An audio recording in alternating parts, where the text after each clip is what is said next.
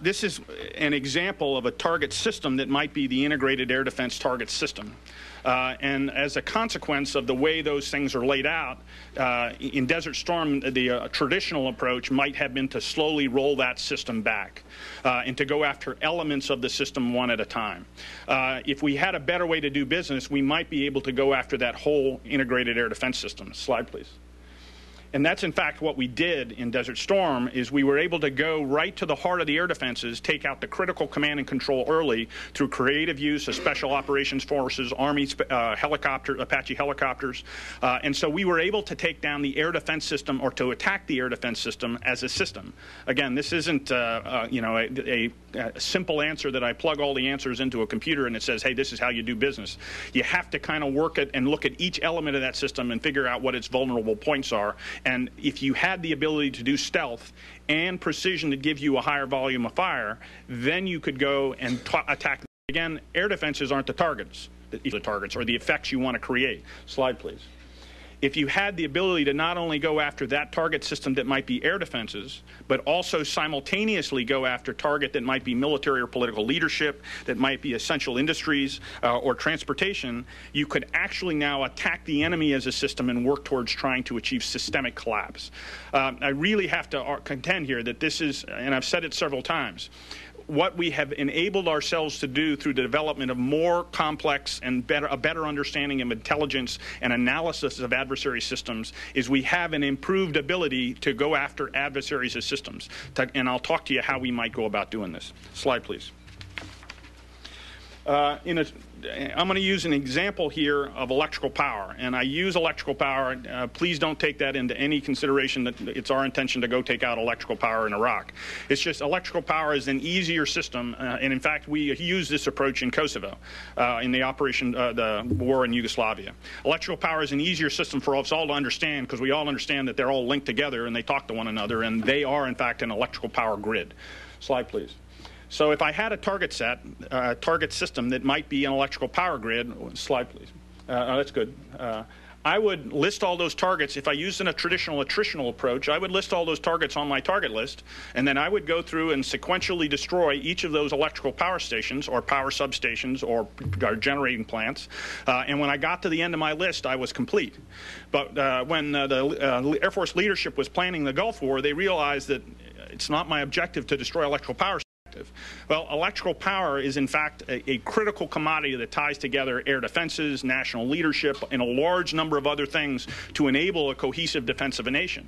So my real effect was to affect that, the adversary's ability to command and control forces and react, and one way I could affect that was to neutralize electrical power. But if I neutralized electrical power by going after every station, it would take up all my assets to neutralize that electrical power. But the reality is electrical power is in many ways a fairly fragile grid. When you look at what happens when we have a snowstorm and a couple of power lines go down and 30 or 40,000 people are without electrical power. And so there you do not have to attack each element of that system to make the system not work. Slide, please. And an effects-based approach might look at that system and say, if I looked and analyzed the enemy as a system in this particular case, I might only need to have to take out 2 of those power plants to enable me to go do that. Slide, please. In such a way, I would prioritize then those targets by the manner in which they would enable me to achieve that effect of neutralizing the adversary's electrical power. And I would only have to, slide please, strike 2 targets. Well, there's a good advantage of that. The first advantage is one, you created a far less amount of destruction on the ground that you have to go and rebuild. Another advantage of that is that I now only have to attack 2 targets instead of 12. And so those assets that I was using to attack the other 10, I can now use to attack another system. And so this opportunity shows us ways to more effectively tie the specific effects for which we employ force or information on the battle space to military and political objectives. Slide, please. But what if there's a problem? What if there's a problem and one of the targets is a no-strike target because there is no way you can go after that power plant and not create unacceptable civilian casualties? Well, this opportunity, these analytical tools enable us, slide please, to find alternative methodologies. Maybe if you have to attack 2 additional targets, you can still neutralize the grid. The disadvantage, obviously, is you have more targets to strike, but the huge advantage is you have achieved the same effect without creating significant collateral damage or civilian casualties. And slide, please. Maybe there's an even easier solution. Maybe you go after power lines instead of power plants. An example is in Allied force, there were some, when we attacked the Yugoslavian electrical power system, there were some targets we simply could not take down to achieve the desired effect. As a consequence, the only way we could do that was to go after some of the power poles, or these 250-foot power towers.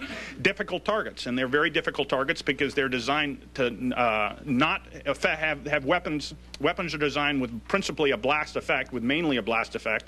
Well, power towers are designed not to be blown down, because that's their principal design characteristic. Nevertheless, we were able to neutralize those towers without civilian or collateral damage and neutralize the power system. So there's a lot of different ways to do this. And oh, by the way, you don't even necessarily have to bomb anything. If you can pay somebody to turn the power grid off, that would be almost as effective. And for example, in Desert Storm, we frequently found instances where, after the fact, where the electrical power plant operators knew they were going to leave their power plant off, because if they turned it on, we'd bomb it. I had an instance, I flew in the Gulf War out of Turkey, and I had an instance on the third night of the war where I flew a low-altitude mission into Turkey, or into Iraq from the north, and I saw the lights go out in a town all at once. The lights were there, and when we got approached the town, the lights went off. And so maybe just flying airplanes around convinces these guys to turn the power off. But the point here is that we don't have to attack everything, nor do you have to destroy everything.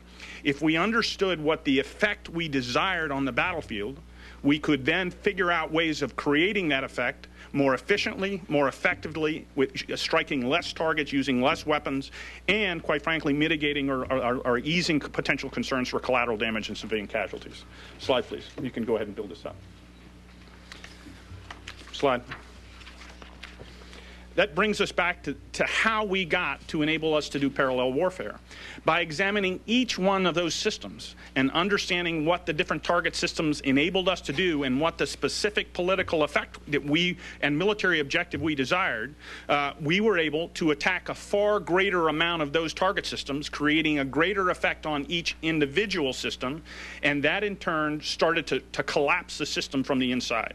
Again, I really need to caution that we're not talking about, hey, turning a computer on and finding out the answer to war. But what does provide us methodologies to more efficiently and effectively carry out military operations to achieve fairly clearly defined political and military objectives in ways that mitigates the potential negative sides of unintentional casualties and collateral damage. Slide, please.